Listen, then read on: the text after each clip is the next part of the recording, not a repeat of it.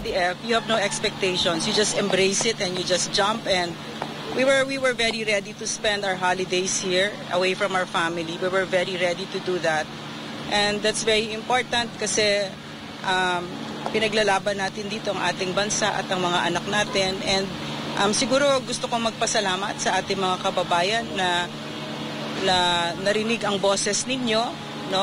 Kasi we're very clear that this is not about us. None of this is about just me and Eric.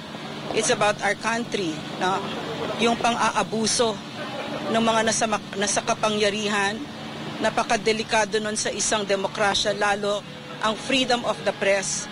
Freedom of the press is where a lot of our freedoms rest on. In fact, where so many of our human rights rest on. So this is so important na ipaglaban ito. So maraming salamat sa mga kababayan natin na sinabayan tayo dito at yung ang mga even the PMA graduates who issued that statement, no?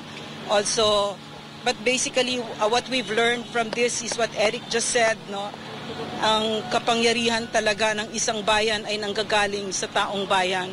At yung ginawa namin dito ay pag-aalay sa isang bayan na talagang worthy na ipaglaban. So, paglaban natin at mahalin natin ang ating bansa because when you have congressmen like that who are abusive and arrogant and who flout the laws of the land and our constitutional rights, then our democracy is in grave danger.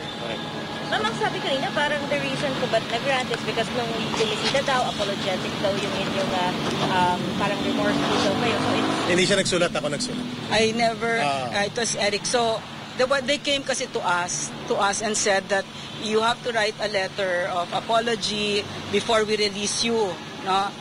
And I said no to that. But Eric felt naman, okay, go ahead. Yung ginawa ko pong sulat, ang aking paghingi ng kapatawaran sa komitiba ng Kongreso ay hindi dahil ako'y nagtanong ng maling datos, sapagkat ang pagtatanong mali man o tama ang datos sa public expenditures ay karapatan ng mamamahayag at mamamayan. May source man o wala. That is very basic. At ang katungkulan na nasa pamahalaan at mga may kapangyarihan ay dapat maging transparent at accountable, hindi para maging persecutor ng mamamayan. Pangalawa, I said sorry and I apologize for my disrespectful behavior sa pagsigaw ko ng kangaroo court sa kanila, sapagkat yun ay burst of emotion sa panahon na nagpapaliwanag kami, binubusalan kami. Sa panahon na pinipaliwanag namin ang batas ng konstitusyon ay mas mataas kaysa Kongreso at sino mang nasa pamahalaan, hindi kami pinapakinggan. So para sa akin, I should be more professional in asserting my arguments, but in a situation kung saan nilulupig at binubusalan ka at ginagamitan ka ng weight ng kapangyarihan, ay hindi po pwedeng makontrol mo ang emosyon mo. Kaya doon ako naghingi ng sorry. But I did not retract, I will not retract ng sinasabi ko ngayon sa inyong harap na may source man o wala ang mamamahayag, may soto law man o wala, ang dapat katungkulan ng Kongreso at ng lahat ng mamamayan, o lahat na nasa pamahalaan, including the President, including the lowest official of the land, is to be transparent and accountable to the people. So ang pagtatanong ko po sa 1.8 billion na hindi fake news, yun ay pagtatanong. Hindi po dapat tinatulan yon. Hindi po dapat kami ikinulong, dapat sinagot ng maayos. Kasi ang totoo lang, may naiwan pang mahigit 2 billion pala. Nagkamali ako sa datos pero hindi ako nagkamali sa katotohanan. Mahigit 2 billion pa ang budget allocated for travel. At remaining is only 3 weeks. Anong gagawin nila sa 2 billion? Ikukulong ulit kami kapag nagtanong kami ulit? So may source o wala, accredited ka ng KBP o hindi, ang pagpapahayag at pagiging mamamahayag ay tungkuling kilalanin ng gobyerno yan at Estado. Yan ang counter-check sa power of the state and the government. Sir, sabi ni Congressman Tambunting, nireveal niyo raw po yung source ninyo. That is his version. That is his story. Well, he stand by it. Ang aking sasabihin sa inyo, I will protect the source. Pero nireveal niyo nga po, sir. That's the story niya yon. I did not reveal any names. So sabi niya, may nireveal na names. We talk about it.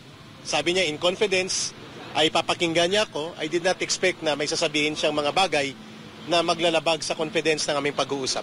Ang sagot ko, Congressman Tambunting said na may source siya sa sinabi ko, story niya yon. Wala po kayo binigay na pangalan.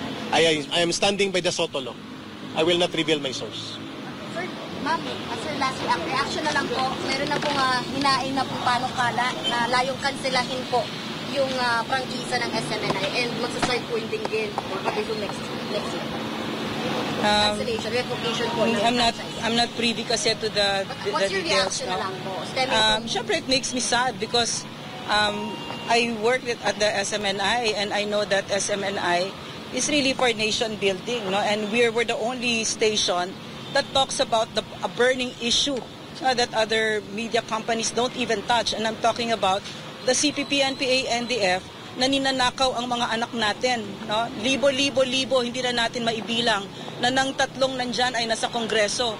Si Franz Castro ng Alliance of Concerned Teachers, ang si Arlene Brosas ng Gabriela at si Raul Manuel ng Kabataan. Nandyan sa loob ng Kongreso ang mga cuddlers ng mga komunistang terorista at mga top recruiters ng mga anak natin na kung saan ang mga anak natin ay nagkandamatay for over half a century. Diba? So dapat tagilan na natin yan. So this is why I really think that SMNI, if you close it down, no, I know who is behind it and I know it is the CPP, NPA, NDF. And sadly, they have used Congress as their ally and as their cover to do this. No? Yeah. Kamusta yung hunger strike mo? Oh, grabe. Oh, yes, ayos. Ayos siya. Nagugutom, matamlay, pero grading suporta po ng mamamayan, including sa abroad, ang Filipino communities. Yeah. At 24 hours, 160 signatories ng mga PMA graduates. At terrible, still counting on. Sana po, ang Christmas wish namin ay hindi na po mananatili ang paggamit ng totoong kalaban ng gobyerno sa Kongreso. At sana po ay magkaroon po ng paglilinaw sa kaisipan at damdamin ng pamunuan ng Kongreso that the CPP, NPA, NDF is not only operating in the armed area, sa red area. Nandito sila sa loob ng Kongreso and the threat against the sovereignty of the state is being threatened. Imagine every year they can access around 100 million of funds sa ating pondo at ginagamit ito para sa pagre-recruit ng kabataan at pagpondo sa NPA. I should know.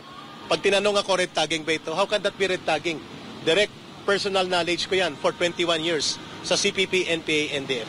Mapapansin nyo, lumalabas sila Franz Castro, Raul Manuel at si Arlene Brosas kapag nandyan ako sa harap nila, si Ma'am Lorraine. At mga kadre kagaya ko. Sana po silang inimbestigahan ngayon upang matigil na po ang kaguluhan sa ating bansa. At magkaisa na po ang mga political leaders natin at maglaban sila sa eleksyon, hindi gamitin ang ating gobyerno para sa mga sabwatan sa totoong kalaban ng gobyerno. Kaya kami nanindigan na hindi kami titigil sa SMNI. At sa media, ganun din dapat. Mga dating kadre last day, nag-rally. Nagbanta sila pag di daw kayo i-release yung kanilang rally, lalaki at posible na maabot sa Malacanang. Your thoughts on that? Actually, na-touch kami talaga kasi tuloy-tuloy na lumawak ang mga former kadre. Libo-libo kami nag-surrender. We hope that the government will see it na are we still standing on just ground? Or do you have a ground to stand on? We hope nakikinig si Pangulong Bongbong Marcos Jr. dito.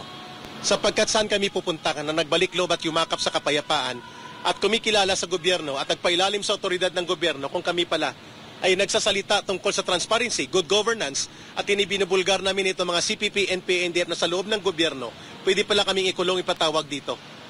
Yun po ang aming malaking katanungan. Are we still standing on the ground that we believe pwede kami maging bahagi ng pamahalaan sa pagtatagumpay ng kapayapaan laban sa communist terrorism?